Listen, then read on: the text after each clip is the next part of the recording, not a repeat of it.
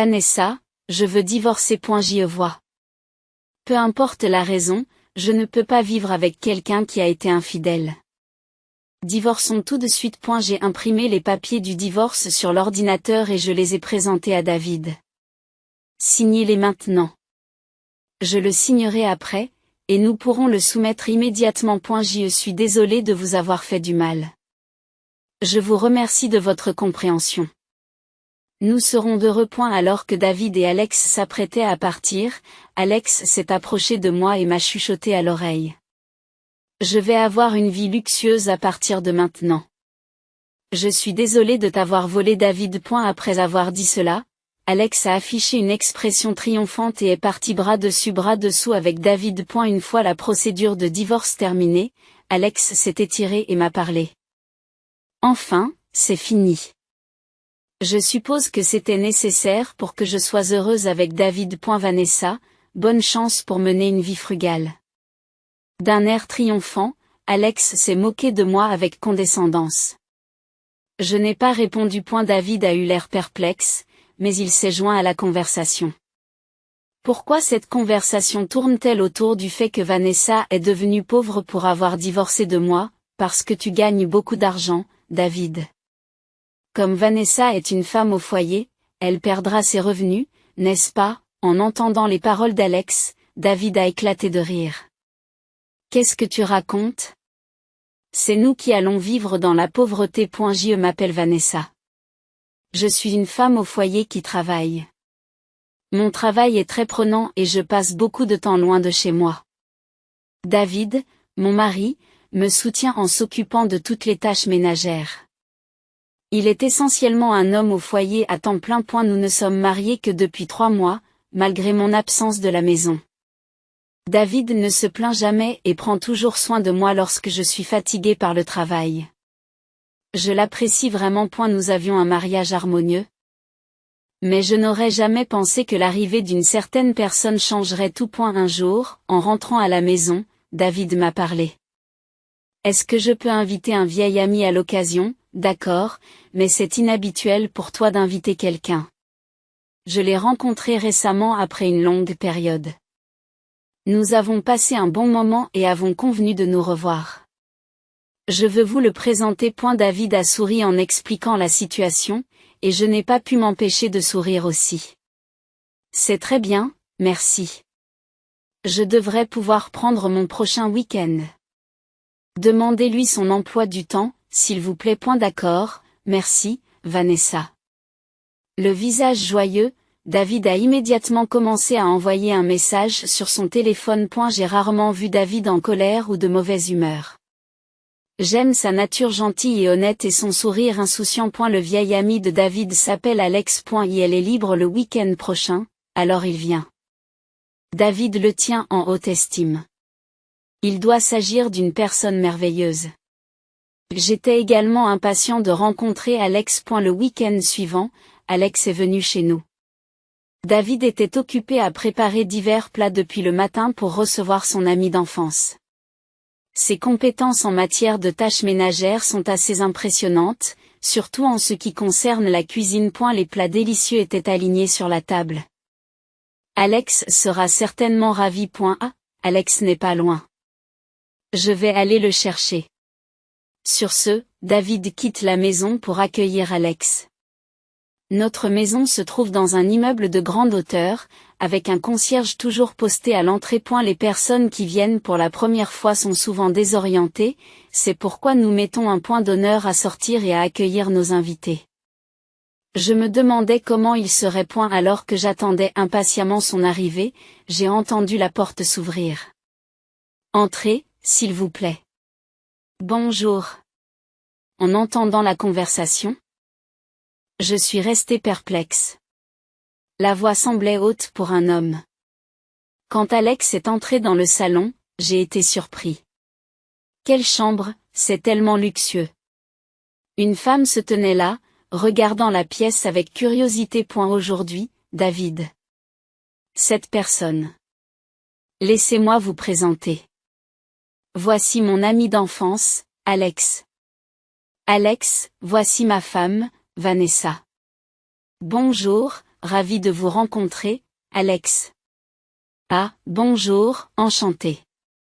Je me suis empressé de lui rendre l'appareil en pensant à l'ami d'enfance de David et au nom androgyne d'Alex, j'ai cru qu'un homme allait venir. David aurait pu mentionner qu'il s'agissait d'une femme. Bien que légèrement mal à l'aise, David et moi avons diverti Alex.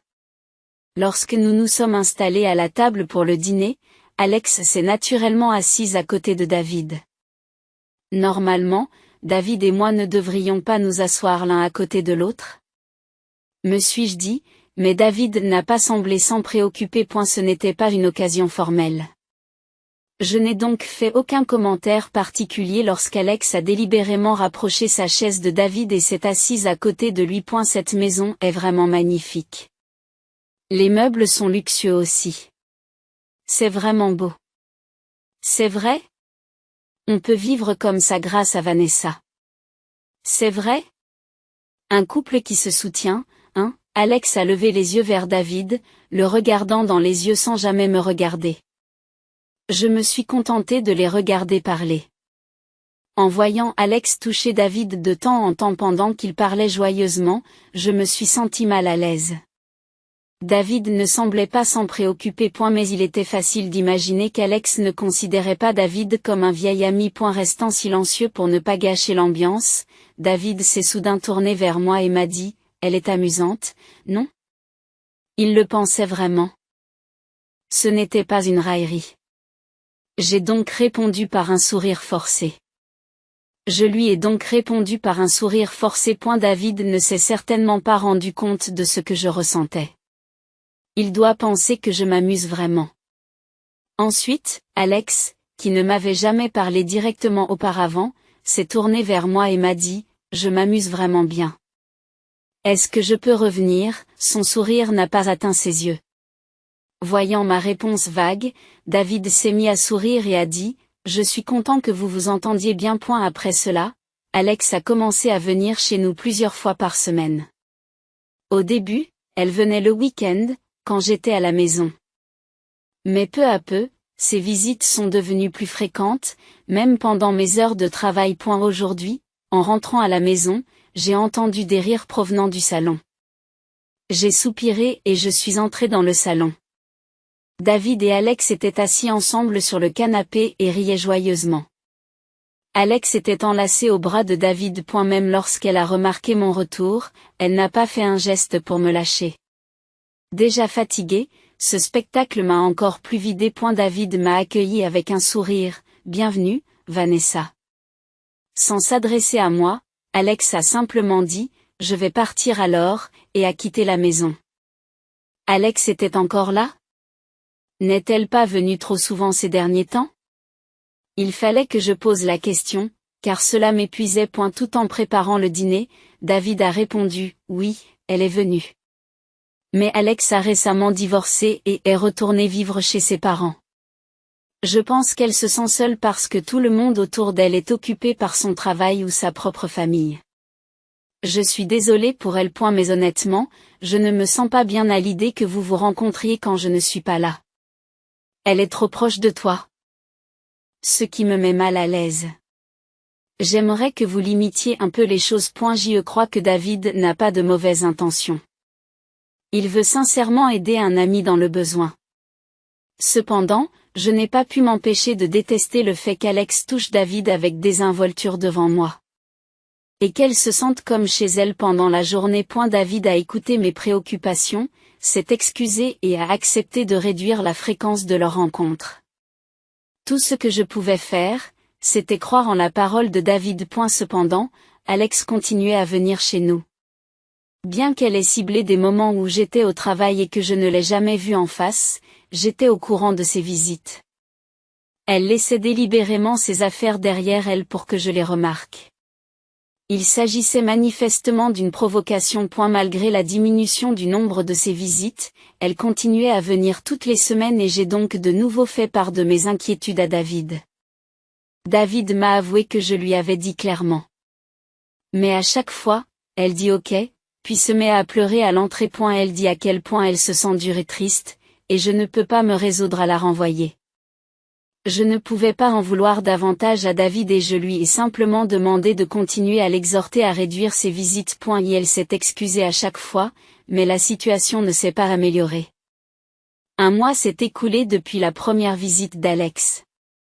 Elle a continué à venir chez nous et j'étais mentalement épuisée. Je voulais mettre fin à ces visites d'une manière ou d'une autre. C'est avec cette détermination que je me suis rendue dans un endroit où je n'allais normalement pas seule, la maison des parents de David. Peut-être y aurait-il une interaction entre les deux familles. Puisqu'elles étaient amies d'enfance. Je me suis dit que je pourrais peut-être y trouver une solution. C'est à contre-séure que j'ai sonné à la porte de la maison de mes beaux-parents. Ce n'est pas pour rien que j'évite habituellement cet endroit. Bonjour, Vanessa. Es-tu seule? Cela fait longtemps, maman. Ma belle-mère, me voyant seule, a ouvert la porte d'un air mécontent. C'est à cause d'elle que je ne suis pas aimée. Qu'est-ce qui vous amène ici tout d'un coup? Cela fait un moment que je n'ai pas pu venir, alors je me suis dit que j'allais passer dire bonjour. Je ne suis pas content de vous voir. Et si David était avec vous, je pourrais peut-être le tolérer, mais votre seule visite est une perte de temps. Et elle est presque rafraîchissant de se faire parler aussi durement en face à face. Répondre mal ne ferait que jeter de l'huile sur le feu. La meilleure stratégie consiste à sourire poliment et à laisser couler. Vous n'êtes pas du tout une belle-fille charmante. Et si seulement quelqu'un comme Alex avait été ma belle-fille, nous aurions pu construire une bonne relation. J'ai été surprise d'entendre le nom d'Alex. Heureusement que le sujet venait d'elle, sinon cela aurait pu paraître suspect si j'en avais parlé. Et ma belle-mère a continué sans se préoccuper de ma présence. David et Alex ont toujours été proches. Elle disait qu'elle épouserait David. Et maintenant, il est marié à une femme qui peut à peine gérer les tâches ménagères. Et qui ne s'occupe pas de sa maison. Je suis vraiment déçue. Je suis désolée de ne pas avoir été à la hauteur des attentes. Plutôt que de chercher des excuses, je me suis excusée. Pourtant, ma belle-mère a continué à se plaindre de moi, répétant sans cesse qu'Alex aurait été une meilleure épouse. Et si David et Alex se mariaient? Ma belle-mère serait sans aucun doute ravie.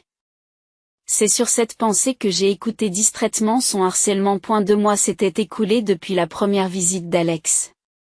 Ces visites se sont poursuivies. Je me suis habituée à voir ces objets oubliés. Vanessa, il y a quelque chose d'important dont je dois parler. David, qui est habituellement souriant, s'est approché de moi avec une expression sérieuse ce jour-là. Le sérieux inhabituel de son attitude m'a rendu tendue. Je lui ai demandé ce qu'il avait à dire. Qu'est-ce qu'il y a? Es-tu libre ce week-end? J'aimerais avoir une discussion sérieuse. D'accord, mais est-ce que ça doit attendre le week-end? Oui. Le week-end serait mieux. Sur ce, David quitte le salon. Quel pourrait être le sujet de cette discussion importante? Nous avons l'air d'aller bien quand nous sommes tous les deux. Serait-ce à propos d'Alex? Je me sentais mal à l'aise. Une partie de moi voulait en finir rapidement. Et une autre partie ne voulait pas que le week-end soit marqué par un mélange de sentiments. Lorsque le week-end est arrivé, mes soupçons ont semblé se confirmer. Alex était là, ne semblant pas surpris de participer à la discussion. David a été le premier à prendre la parole. Vanessa. Je veux que nous divorcions. Je m'y attendais un peu. Je craignais que notre mariage ne s'effondre. Pourtant, j'avais espéré qu'il me choisirait à la fin. Penser qu'une seule personne pouvait mettre fin à notre mariage si facilement. Même pas 1 an et demi après le début de notre mariage, cela m'a fait l'effet d'un coup sur la tête. J'aime qu'on ait besoin de moi. Le fait que tu sois occupé par ton travail et que tu me laisses m'occuper des tâches ménagères m'a donné l'impression d'être utile. J'avais l'impression de te soutenir. C'est ce que je pensais aussi. Je pensais qu'il ne s'agissait pas de rôle sexuel, mais de se soutenir l'un l'autre dans ce que nous savions faire et aimions. Je pensais que nous pourrions le faire ensemble avec David. Mais elle ne peut rien faire toute seule. Elle ne peut pas vivre sans mon soutien. Je dois être là pour elle. David y croyait vraiment. Son désir d'aider une personne en difficulté et de la soutenir était sincère. En revanche, il n'est pas certain qu'il soit juste d'abandonner sa femme pour aider quelqu'un d'autre. Il jette un coup d'œil à Alex, qui a l'air abattu mais ne semble pas avoir de remords.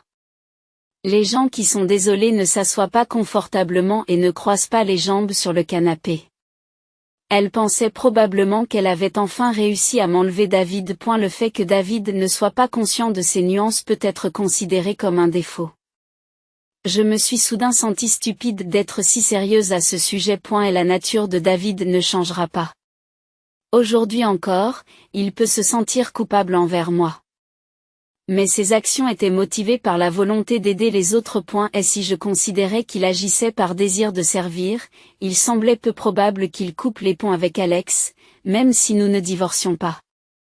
Tant que je restais mariée à David, j'avais l'impression que ce problème me hanterait à jamais. Et elle m'a semblé plus rapide d'accepter le divorce maintenant. J'y vois. Quelle que soit la raison, je ne peux pas vivre avec quelqu'un qui a été infidèle. Divorçons immédiatement.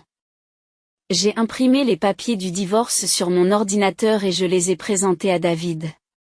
Signe-le maintenant. Je le signerai après et le soumettrai immédiatement. David a semblé déconcerté par mon action rapide, mais il a pris les papiers et a commencé à les remplir sur le champ. Je suis désolé de t'avoir fait du mal. Mais je vous remercie de votre compréhension. Nous serons heureux. En disant cela, David m'a tendu les papiers du divorce. Je les ai pris sans un mot. Alors que David et Alex s'apprêtaient à partir.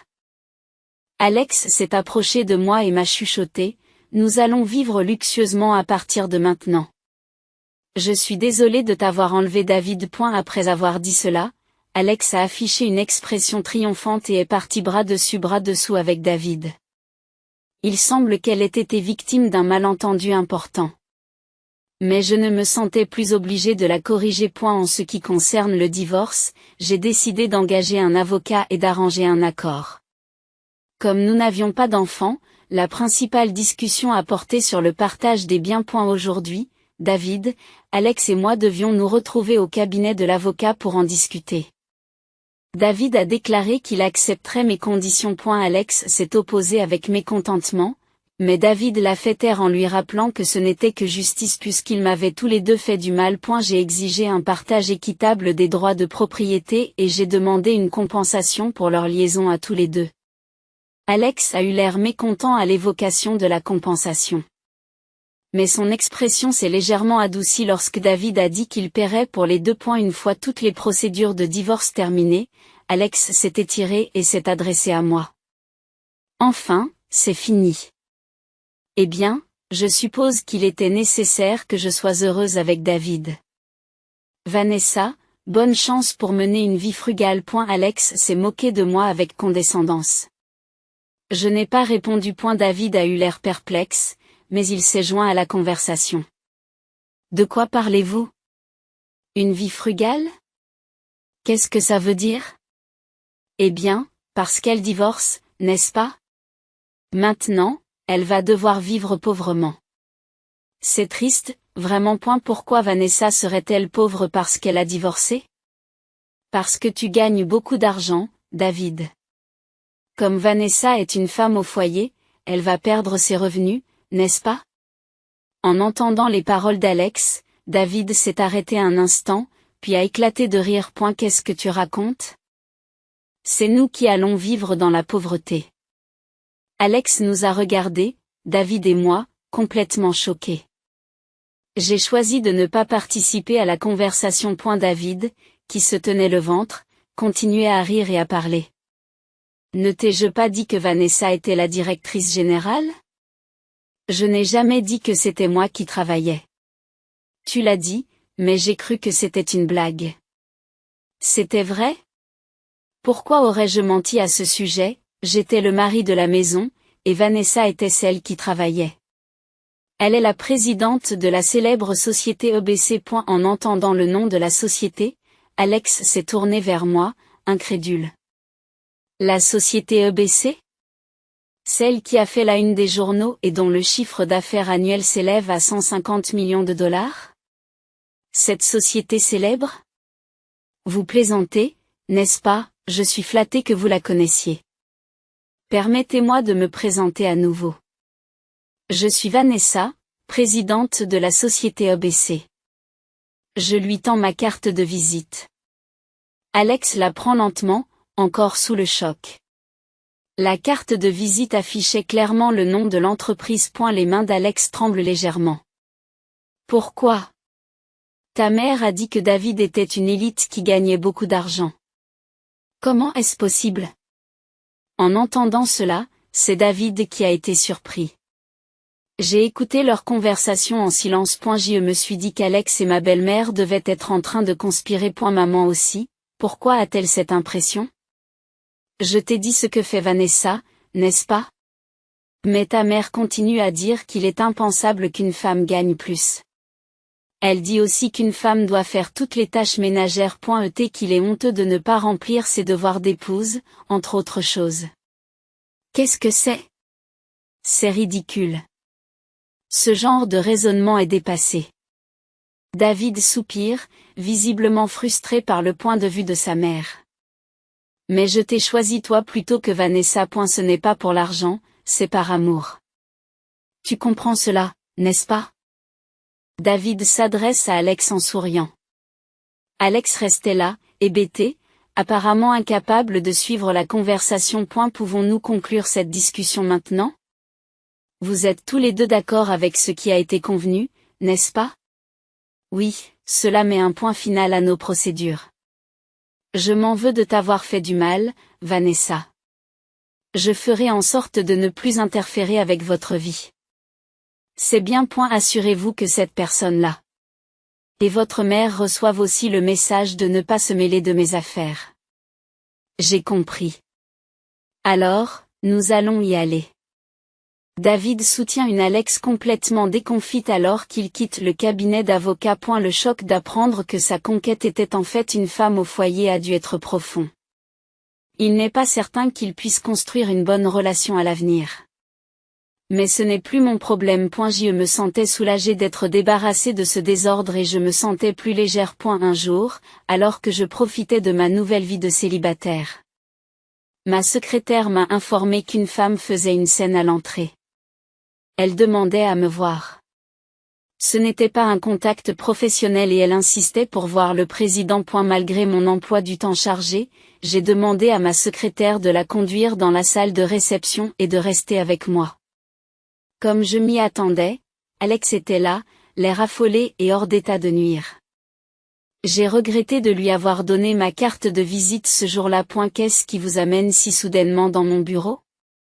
Vous ne vous rendez pas compte que faire une scène à l'entrée est une nuisance?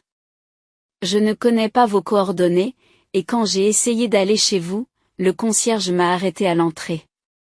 Le concierge m'a arrêté à l'entrée. Je ne pouvais pas vous parler, alors j'ai dû venir ici. Nous avons terminé nos négociations l'autre jour, n'est-ce pas? Je n'ai jamais voulu te revoir. Je ne suis pas venu ici parce que je le voulais. Alex a claqué la main sur la table. Ma secrétaire avait l'air mécontente, mais je lui ai fait signe de rester calme. C'est vrai. Je suis venu me plaindre auprès de vous. Me plaindre?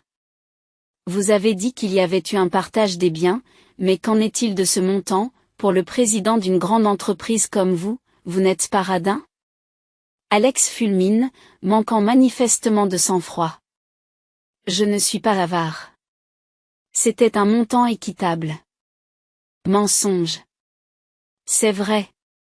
Je doutais qu'elle recule facilement. Bien que cela me paraisse fastidieux, j'ai décidé de m'expliquer. Tout d'abord, notre mariage n'a duré que 6 mois. Pendant cette période, nous avons partagé équitablement mes revenus.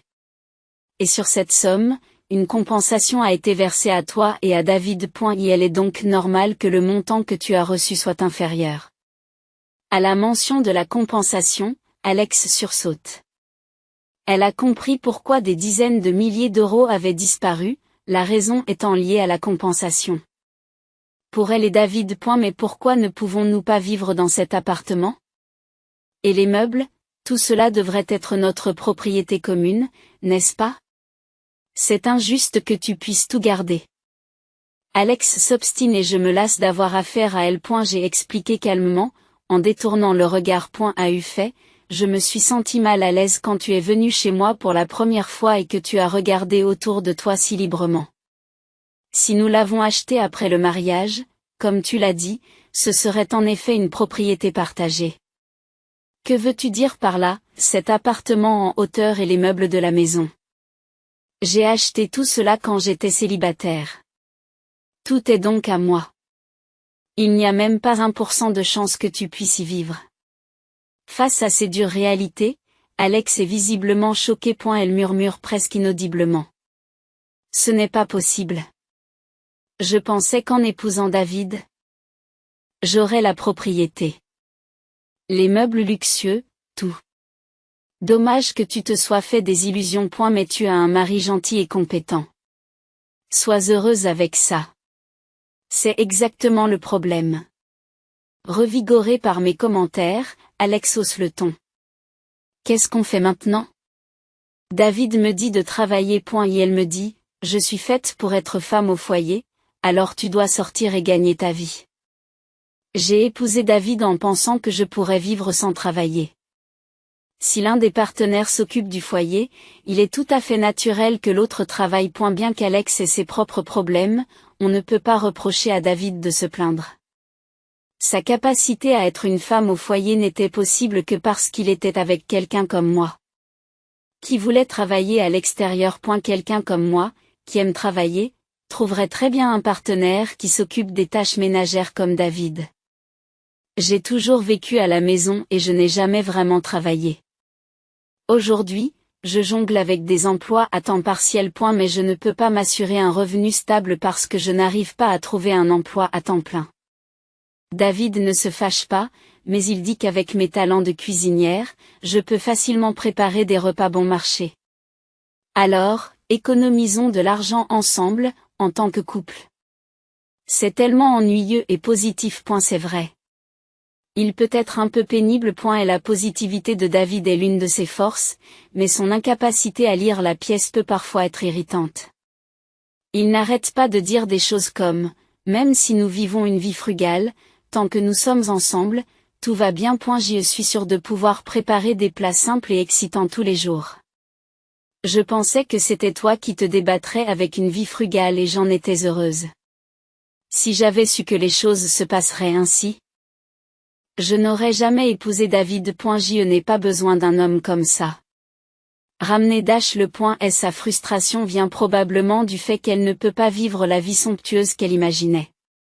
Elle est contrainte à la pauvreté avec un mari gentil mais sans ambition. C'est de sa faute si elle est égocentrique et elle en subit les conséquences. Tout est de sa faute, mais elle a besoin de me blâmer pour se sentir mieux dans sa peau. Mais je m'en moque éperdument. Je me fiche de tes sentiments. Et je n'ai pas besoin d'un homme qui m'a trompé, quelle qu'en soit la raison. C'est tout ce que tu voulais dire, alors partez, s'il vous plaît. Pendant que je parlais, ma secrétaire n'a pas attendu la réponse d'Alex et a rapidement appelé la sécurité pour l'escorter vers la sortie. Je l'entendais crier dans le couloir, mais sa voix s'est éteinte. J'ai demandé aux agents de sécurité de ne pas la laisser sortir s'ils la revoyaient. J'ai poussé un profond soupir, fatigué de tous ces drames. Depuis lors, Alex ne m'a plus rendu visite et j'ai pu travailler tranquillement. Un jour, alors que je quittais le bureau sans avoir à travailler tard, quelqu'un m'a soudain attrapé le bras. Surprise et incapable de parler, j'ai regardé prudemment pour découvrir ma belle-mère qui me jetait un regard furieux. Tu es là. Cela fait des heures que j'attends, et tu ne veux pas sortir. Comment pouvez-vous renvoyer votre belle-mère de chez vous comme ça? Quel genre de personne fait cela? Après Alex, ma belle-mère s'est présentée. J'avais oublié qu'il y avait une autre personne gênante. Son attente incessante pour que je sorte du bureau était déstabilisante. J'ai répondu fermement, en cachant mon malaise. David et moi sommes divorcés. Les étrangers aussi. Il n'y a aucune raison de laisser entrer chez moi quelqu'un qui n'a aucun lien avec moi. J'ai fait en sorte que les responsables de l'immeuble sachent que seules les personnes que j'autorise peuvent entrer. Le nerf de la guerre. Respectez vos aînés. Elle a crié d'une voix stridente que je n'avais jamais entendue auparavant et qui était assez désagréable à mes oreilles. Je le ferai, s'il y avait quelque chose de respectueux chez vous. D'ailleurs, pourquoi êtes-vous à l'affût? De quoi avez-vous besoin? Attendre, ça a l'air si sinistre. J'ai fait tout ce chemin parce que j'ai quelque chose d'important à vous dire. Je n'ai pas demandé ça. Je voulais m'enfuir immédiatement de cet endroit pour lui échapper. Je craignais qu'elle ne me guette à nouveau. Je ne voulais plus jamais rencontrer cette femme. Mais j'ai décidé de l'écouter pour en finir aujourd'hui. Pourquoi ne m'as-tu pas dit franchement que David ne travaillait pas? Parce que tu m'as trompé, je souffre terriblement maintenant. Je te l'ai dit plusieurs fois. Je travaillais pendant que David s'occupait de notre maison. Tu m'as traité de menteuse et tu l'as ignorée à chaque fois. Me reprocher ses propres malentendus était troublant. Tu aurais dû t'assurer que je comprenais. J'ai commencé à vivre avec David et sa femme en pensant que je pourrais profiter d'une vie luxueuse. Mais la maison n'est pas un gratte-ciel, et le repas est simple tous les jours. C'est insupportable. Vous aussi, vous vouliez de l'argent. Comme Alex, vous souffrez de dépendre de l'argent des autres. Tais-toi.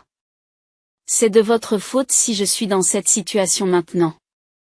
Payez-moi une allocation de subsistance à vie. C'est absurde. Comment cela pourrait-il être justifié? De plus, votre mari ne travaille-t-il pas? Même si David et Alex ne peuvent pas subvenir à leurs besoins, vous devriez pouvoir vous débrouiller pour l'instant, n'est-ce pas? En effet. Mon beau-père était toujours actif. Bien qu'il ait été en voyage d'affaires à long terme pendant de nombreuses années et qu'il soit rarement rentré à la maison. Cependant, il m'arrivait de le rencontrer quelques fois par an. Et il était toujours très gentil avec moi. Les tracasseries de ma belle-mère étaient pénibles. Mais c'était supportable grâce à la gentillesse de mon beau-père. Eh bien, c'est... Elle a eu du mal à répondre de manière convaincante. Quand il est revenu récemment, il a découvert le remariage d'Alex. Et il a divorcé. J'ai été chassée de la maison et j'ai décidé de vivre avec David et Alex. Il est normal qu'un père se pose des questions quand il revient après une longue période. Qu'il découvre que la femme de son fils a changé. Ma belle-mère m'a probablement malmenée et a mis mon beau-père mal à l'aise. Mais même après m'être séparée de lui, j'ai pensé que je pouvais vivre luxueusement parce que David était riche. Je me suis donc imposée, et maintenant je ne peux plus compter sur votre beau-père. C'est vraiment étonnant. Mon beau-père était un homme compatissant qui me traitait avec gentillesse. Si vous lui aviez rendu l'appareil, il vous aurait sûrement aidé. Mais cette situation est de votre fait, car vous n'avez pas tenu compte des autres. Je ne vous aiderai certainement pas. Ma belle-mère a d'abord semblé un peu calmée, mais lorsque j'ai fermement refusé de l'aider, son expression s'est à nouveau remplie de colère. Quelle cruauté! Inhumaine. Pensez que je dois supplier quelqu'un comme vous. Quoi que vous disiez. Et si vous continuez à faire du grabuge, j'appelle la police. C'est une nuisance d'avoir une telle agitation devant mon entreprise. En entendant le mot police, le visage de ma belle-mère est devenu pâle. Elle s'est mordu la lèvre de frustration et est partie sans rien dire d'autre. Ses épaules se sont affaissées, accablées par le désespoir. Voici ce que l'avocat m'a dit plus tard. Apparemment, David. Alex et ma belle-mère vivent toujours ensemble. David voulait rester au foyer, mais réalisant que lui, Alex et ma belle-mère ne pouvaient pas gagner assez ensemble, il a commencé à chercher du travail. Cependant, n'ayant pas travaillé pendant plusieurs mois pour des raisons telles que la rééducation ou les soins, David n'a pu trouver qu'un emploi dans une entreprise peu rémunératrice. Finalement, le seul salaire de David n'a pas suffi. Alex et ma belle-mère ont également dû accepter des emplois à temps partiel pour s'en sortir. Lorsque David était le seul à s'occuper du foyer, la maison était d'une propreté irréprochable. Des repas faits maison étaient servis tous les jours. Aujourd'hui, comme tout le monde travaille, la maison est en désordre, les repas sont souvent préparés à l'avance et les disputes sont de plus en plus fréquentes. Pendant ce temps, je menais une vie confortable et insouciante. Si je voulais une maison propre, il me suffisait de faire appel à un service de nettoyage. Et il y avait plein de délicieuses options de restauration et de livraison disponibles. Je n'ai rien contre la cuisine, au contraire, je trouve parfois que c'est un agréable divertissement. Je profitais pleinement de ma vie indépendante. Quant à mon travail, j'ai récemment entamé une nouvelle affaire avec l'entreprise où travaille mon beau-père, ce qui nous a permis de nous rencontrer à nouveau. Vanessa, je suis vraiment désolée. C'est impardonnable ce que mon imbécile d'ex-femme et mon fils t'ont fait subir, m'a dit mon beau-père en s'excusant, mais il n'était pas responsable des événements récents. Je vous en prie, ne vous excusez pas. Bien que nous ne soyons plus de la même famille, je serais heureux que nous puissions entretenir de bonnes relations à l'avenir, ai-je répondu. Sur ce, mon beau-père a esquissé un léger sourire et m'a remercié. Après tout cela, je suis plutôt réticent à l'idée d'avoir des relations amoureuses pendant un certain temps. J'ai décidé de me concentrer sur ma carrière.